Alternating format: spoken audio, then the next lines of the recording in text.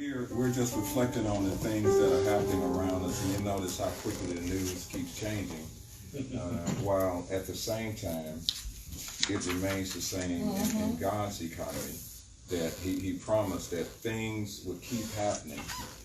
And you would think, with all the cameras, with all of the things that are on display, you would think that some of the people would do things differently, from people who are newspaper editors, publishers, company owners, posting things, thinking that it's not going to come out.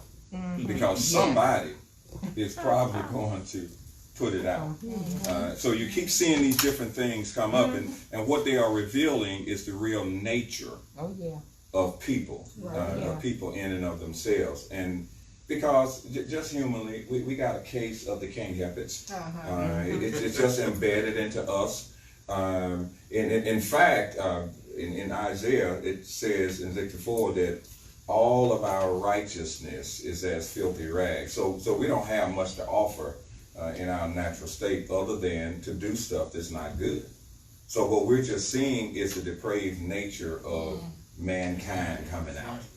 Yes, sir. An unregenerate nature. The unregenerate nature, what does that mean, unregenerate? Someone who's not in relationship with Jesus Christ, then that foul, vile behavior will just keep manifesting itself.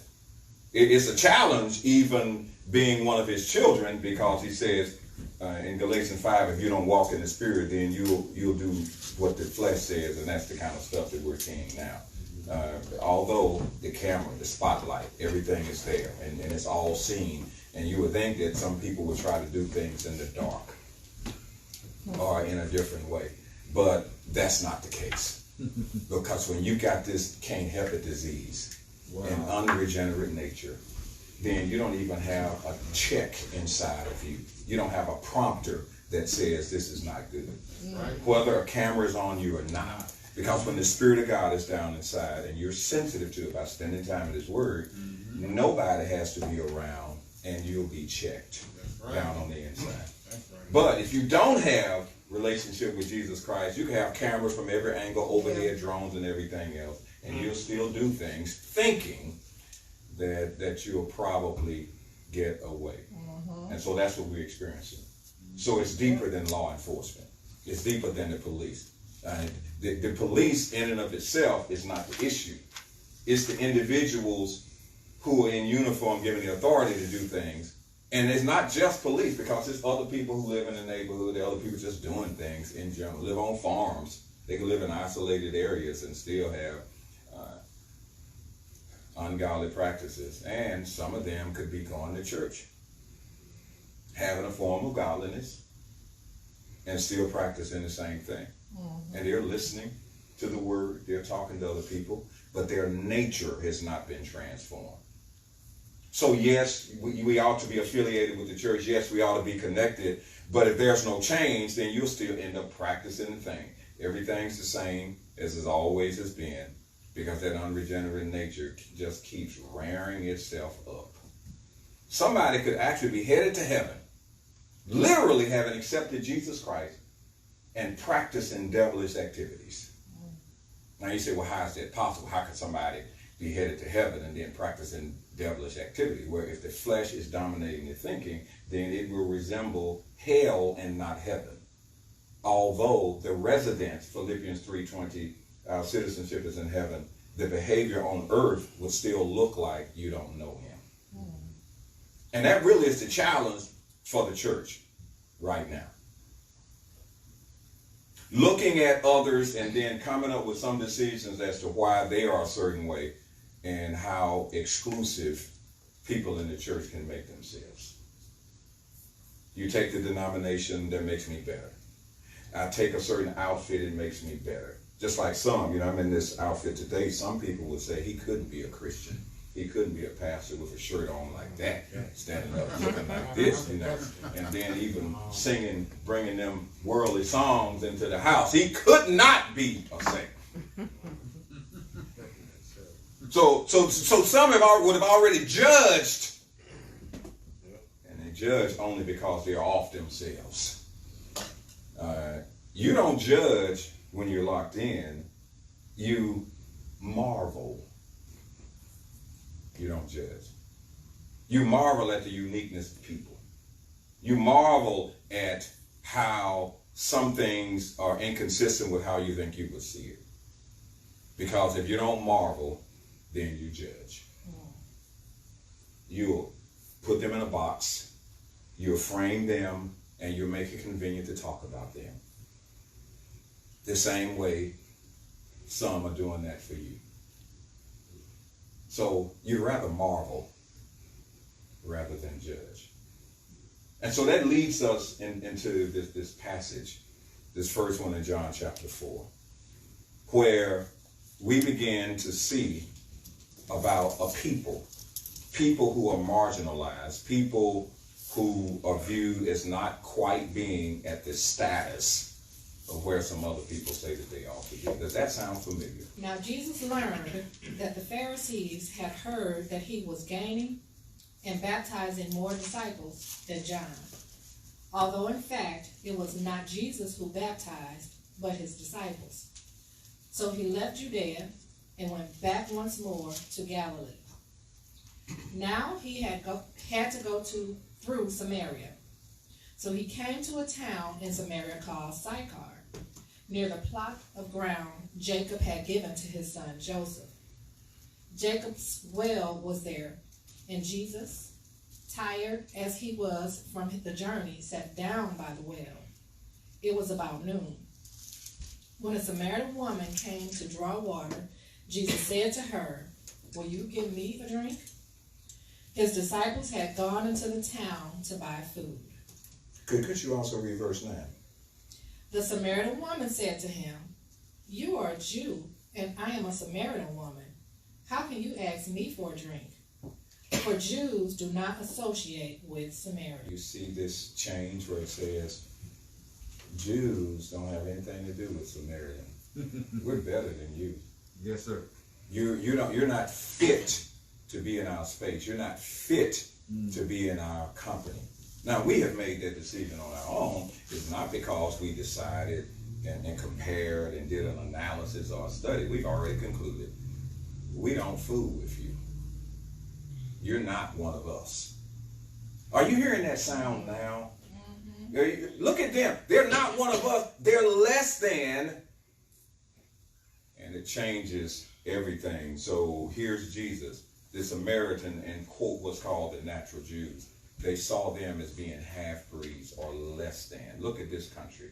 Look at how we view Native Americans. Look at how the ones who are already here. Mm-hmm. That's why it's so great to see these Columbus statues going down. Hallelujah. Going down to try to say that Columbus discovered something that already existed, that was already here. Trying to call it a country, and it already was inhabited by people. They were already here. And he said, guess what I discovered? He said, I just discovered a place where nobody is. Because he literally had to say they were not a people. Amen. They were not a people. And they were not here because we're doing a hostile takeover. That's right. And say, now it's our land. And we'll say, I discovered America. Bring clarity. But if we bring the history on through, there was somebody before him anyway. Yeah, yes, sir. There was a person had melanin in his skin called Vespucci, if we're going to play this scenario out, who got here in this area before he did. Yeah, he did. Bring clarity. Denmark. Well, that's the name of the country America. now, but that was his first name. Denmark, Vespucci. If I mix it up, you just do a fact check. Do a fact check. But Vespucci, I know I got that part right. I might have mixed up his first name. So here's Columbus getting a commission. So similar to that. So you look at marginalizing, and then those who have come from the line of slaves, just look at how they do them. This common ground between Native Americans and those who have African descent.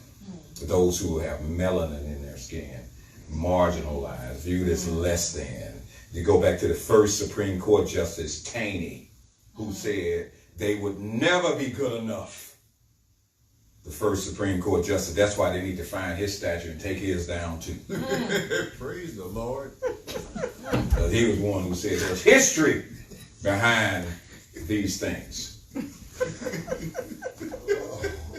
That's the deal. That's why Jefferson Davis, who led the Confederate, and his stuff is coming down. Yeah. We just go on and on. We just have to keep ourselves aware. Yes, sir. Right. And to don't fall for the hype as to how they're trying to make something be. Because just like this woman said, he said, wait a minute, you're not supposed to have anything to do with it. According to the news, you're not supposed to have anything to do with us. What you doing here? And Jesus said, you know what? I chose this route. Yeah. I just kind of noticed it. Jesus said, I chose this route. I could have gone another way. Jesus could have gotten where he was going without going through Samaria. But he intentionally went. Now, some of us are trying to avoid routes or avoid certain places and people. And so many times he's saying, no, I need for you to go and engage them. Yeah. Not to go away from them. I know what the history says. I know what the thoughts are. I know what the propaganda says. He says, but sometimes there are people you need to engage that you've drawn some conclusion, not marveling, but judging, and choose to not engage or to disengage. But if we want to be like the master, there are some of those that society says stay away from, or they're not good enough. Those are the ones he's called us to engage. Yes, and sir. to be intentional about it. Okay, let's get to this next passage. Let's get to this next passage in Luke chapter 9. In Luke chapter 9. Now, notice now, he said he must go through Samaria. In other words, he had to face those who were marginalized, those who were oppressed, those who were not viewed. And then on top of that, we'll get back to that at some other point in time. And she was a lady of the night on top of that. She was a hooker. Oh, no. And she had multiple stuff going on. She had all kinds of stuff going on. Not only was she a Samaritan, but she was the pass around in the town where the men already knew just on general principles. Wow. And if you don't understand that street lingo, go talk to somebody in the hood and they'll tell you exactly what that means. Toot, beat. Okay, all right. So Luke chapter 9, verses 51 through 56, and we'll be moving up to Luke chapter 10. As the time approached for him to be taken up to heaven, Jesus resolutely set out for Jerusalem. And he sent messengers on ahead, who went into a Samaritan village to get things ready for him. Now notice, there's Samaria again, right? This is while Jesus is spending his last days. He still didn't forget. Wow. On his way, he said, go to Samaria. Now notice what he's saying. He said, I want to get it right in the place where folks said I shouldn't be. To give status. Jesus gave status to the Samaritans. To the underprivileged, to the underserved, to the marginalized, to those who are oppressed, those who are deprived economically, socially, health conscious, and the list just goes on. The rejects. Okay, keep on. But the people there did not welcome him, because he was heading for Jerusalem. When the disciples, James and John, saw this, they asked, Lord, do you want us to call fire down from heaven to destroy them? But Jesus turned and rebuked them. Then he and his disciples went to another village. You realize what you just said? He said, wait a minute. Is that flesh-led or is that spirit-led? You talking about take them out because they looked at you the wrong way? He said, no. We just go somewhere else. But it wouldn't be said we didn't give them an opportunity.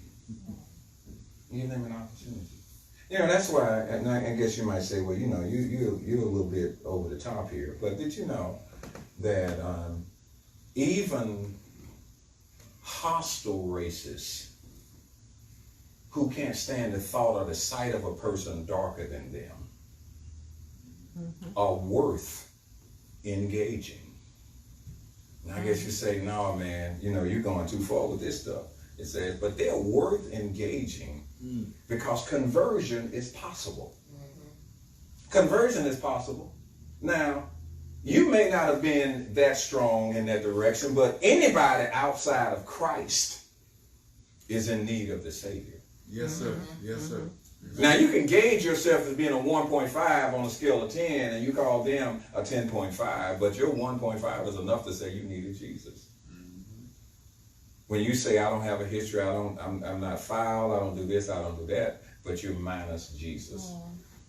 And he says, you still in need of the same thing there. The blood that Jesus shed, he died once for all, and he's not willing that any should perish, but that all would come into the knowledge of the truth. So it doesn't matter how far away from him you are, or how close you think you are to him.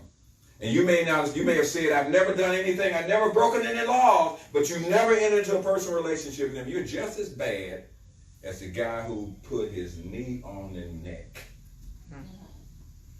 Not only George Floyd, but the others who have said, the Eric Garners of the world have said, I can't breathe. And there are others that they're finding out about even more. Because that chokehold had been acceptable and a part of department policy in so many places. But some of us haven't been breathing for a long time, although the physical knee hadn't been down. We were choking in poverty. We were choking in... Let's go on to Luke chapter 10. On one occasion, an expert in the law stood up to test Jesus. Have you noticed that lawyers are just everywhere? They've always been around. Okay, but go on. Teacher, he asked, what must I do to inherit eternal life? What is written in the law? He replied. How do you read it? He answered, love the Lord your God with all your heart and with all your soul and with all your strength and with all your mind. And love your neighbor as yourself. You have answered correctly, Jesus replied. Do this and you will live. But he wanted to justify himself, so he asked Jesus, and who is my neighbor? In reply, Jesus said, a man was going down from Jerusalem to Jericho when he was attacked by robbers. They stripped him of his clothes, beat him, and went away, leaving him half dead. Now notice that. So here's a person is in terrible shape. Now play this out. Not only do they have COVID, they don't have a job, and they're homeless, and somebody just beat them on general principles and left them on the side of the road. And you pull up and you see them there. All you see is this person laying there, beat up, bleeding, half dead. It's like, what do? Do you turn your head? Do you call 911? Or you say a prayer in passing? Because these people are everywhere. Individuals are everywhere just like this. And by the grace of God, this isn't you. Just by the grace of God. Amen. That's right. Because nobody invites individuals to come and take advantage of them. Right. Nobody does. People are taking advantage of the powerless or in so many different ways. And that's part of what happened. Okay, keep going. A priest happened to be going down the same road, and when he saw the man, he passed by on the other side. So too, a Levite, when he came to the place and saw him, passed by on the other side. But a Samaritan, as he traveled, came where the man was. Okay, hold on. Notice. These are all church people. A priest. He looked and said, I ain't fooling with him. Yeah. You know what? God bless you. I probably did this wrong, right? God bless you. And he went to the other side. In the name of Jesus, he waved his hand. You know how you kind of do it? Stretch your hand forth and pray for them. But keep on moving anyway. Keep on moving anyway. All right, and then the Levite pass on. Now to go to the priest. Now turn me down. You are playing with this sound system too much. Just kind of leave this thing alone and fix it at another time. Don't do this now. Leave it alone.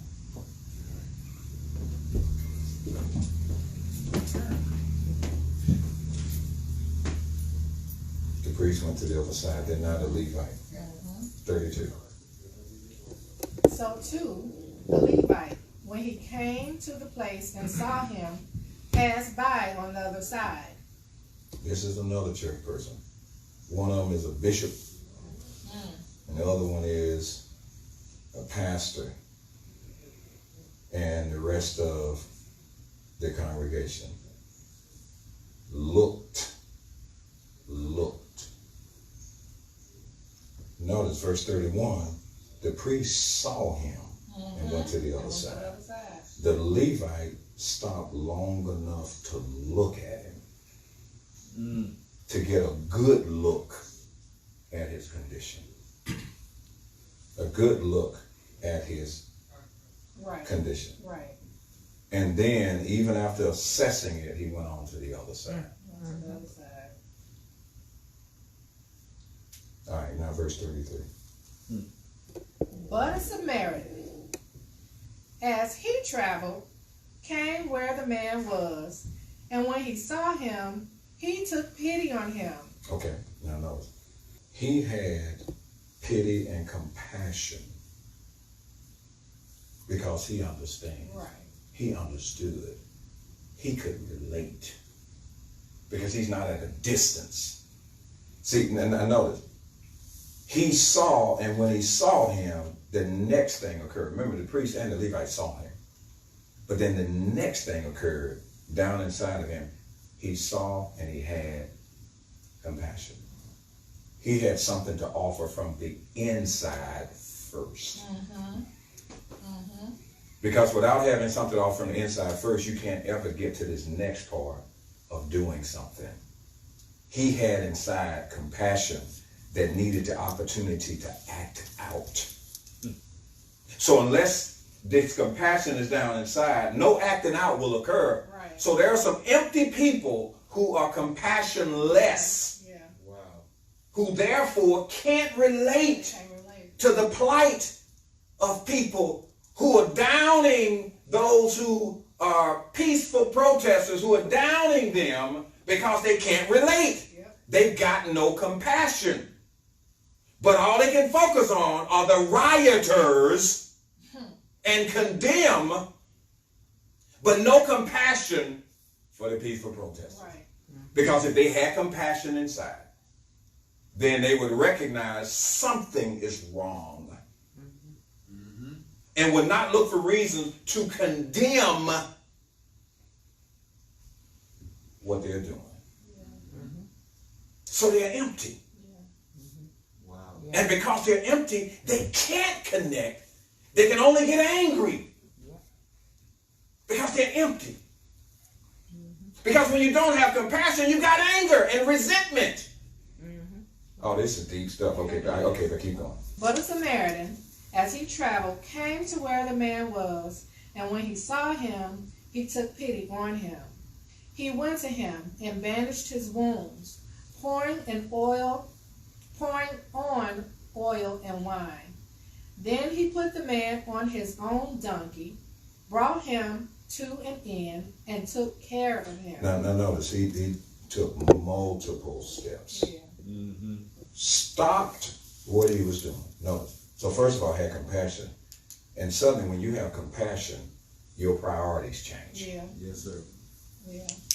He had something else to do, and he was going somewhere else. But because compassion was there, everything changed. His whole schedule got rearranged. It got totally rearranged. Notice, he went to him. After he had compassion, that moved him to do something. He went to him and started to immediately address the highest point of pain by addressing the wounds.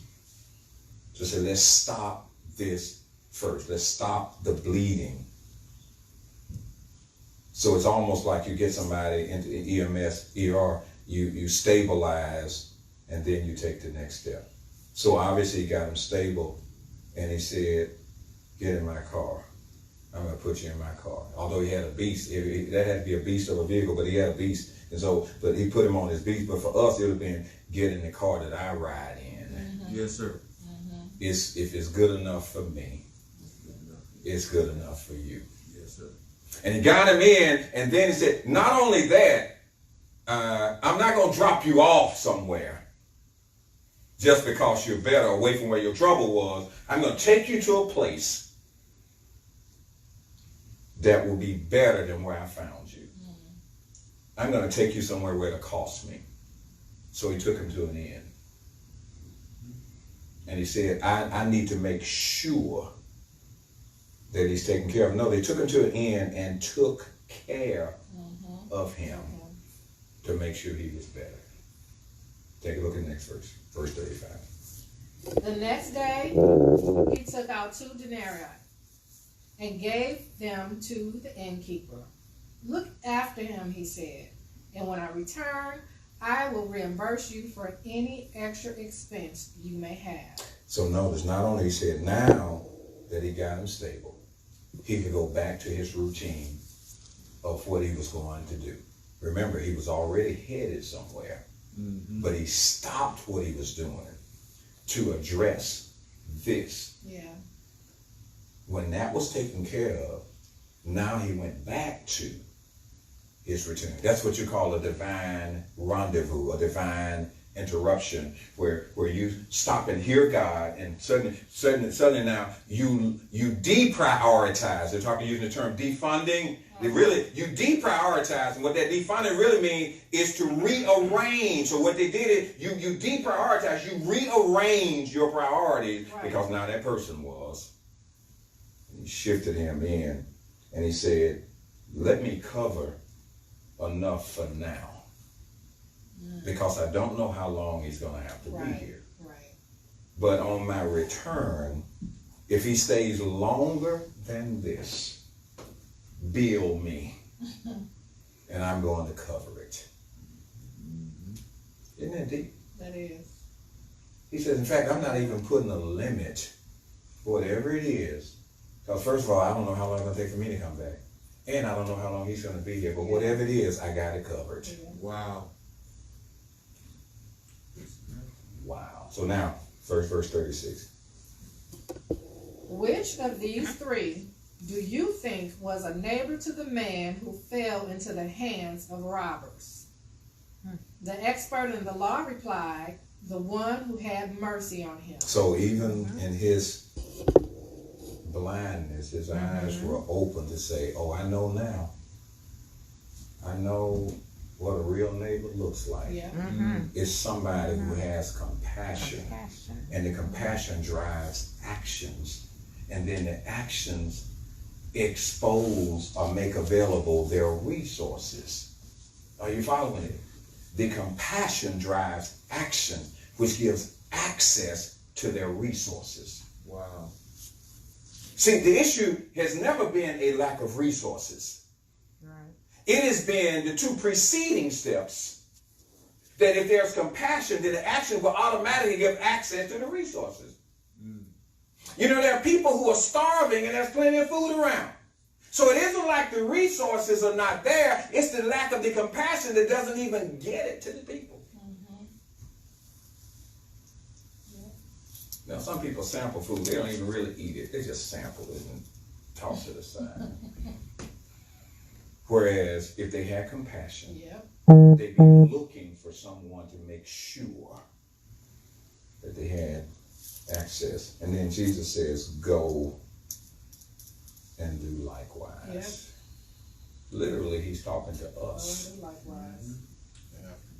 Now, he's talking to us. And you can't create compassion.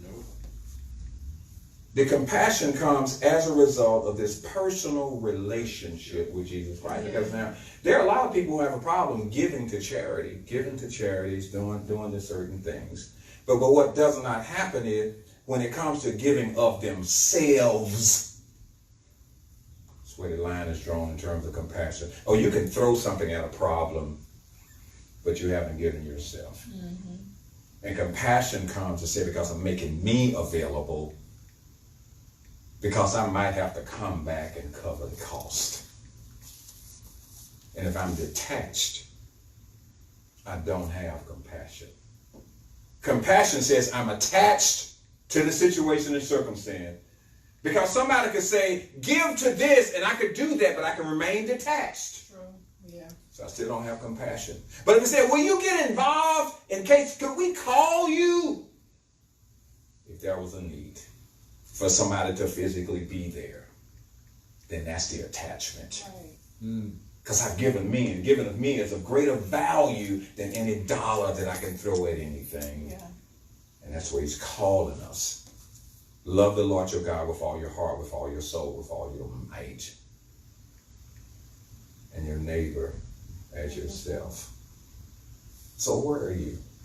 Where are you? We're going to come back to you with the challenge. Brother Dave, you just play something soft right now. And then they're going to come up, and then they're going to come up and sing. Just play something soft, unlike what they would sing, but just play something soft right now. We're going to give people a chance to reflect.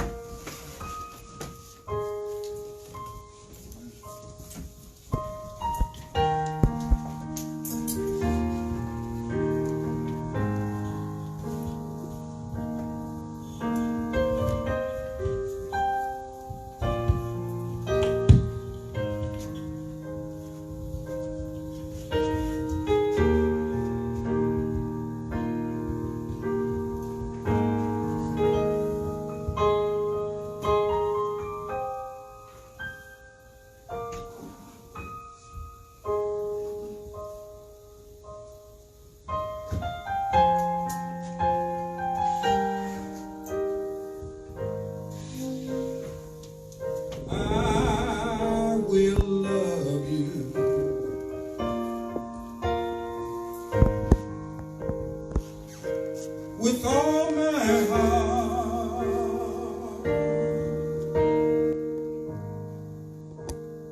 I will serve you. If you all could do that. With all my heart,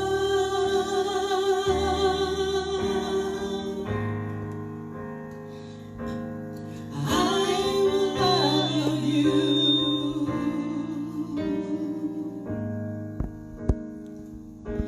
With all my heart,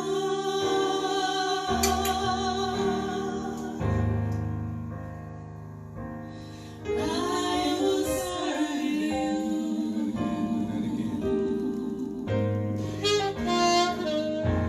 With all my heart,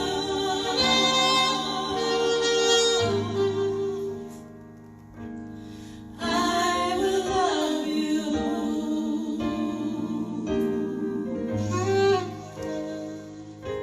With all my heart,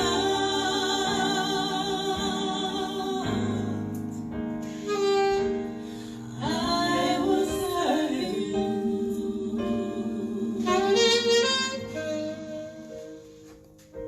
You love me so. Oh, yes, you did.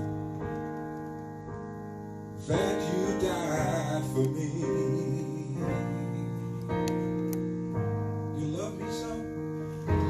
You love me so.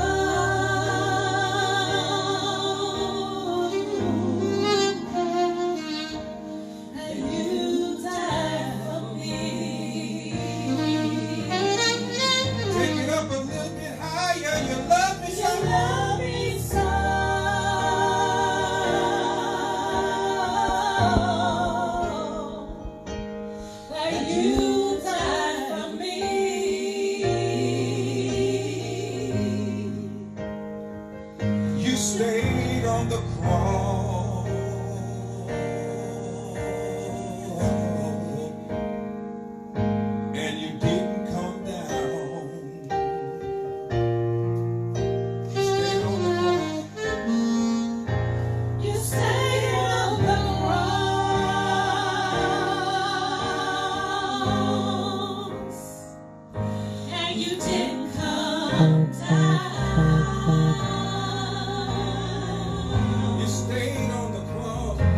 You stayed on the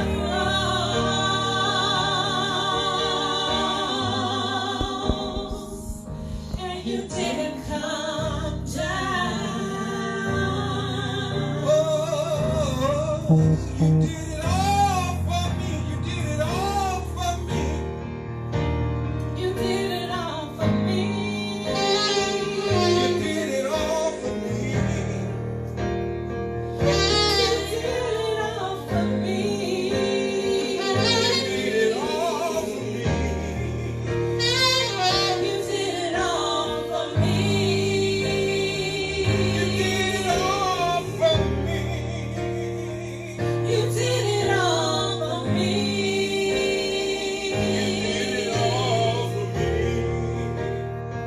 You did it all for me. You did it all for me. You did it all for me. That's why I love you, Lord. That's why I love you, Lord. That's why I love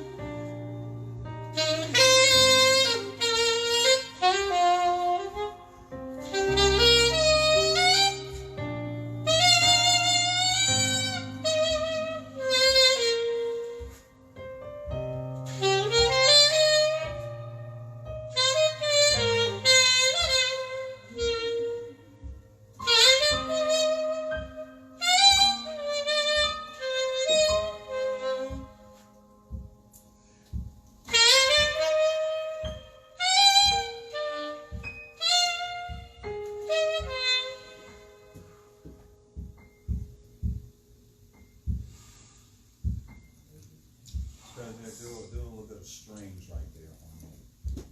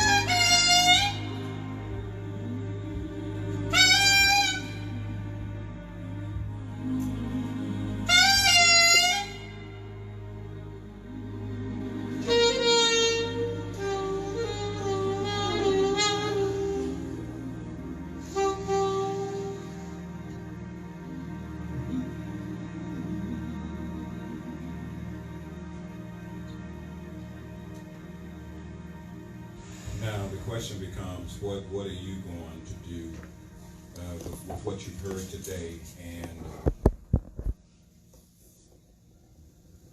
will you allow your resources to match your compassion? And then secondly, if that is the case, then you ought to be willing to tell the world why. You ought to be willing to let them know, because of the compassion that's been deposited inside of me, because of my Savior, I'm compelled to release my resources. And there's room for you too in the family of God. Well, our time is up. Thank you for yours.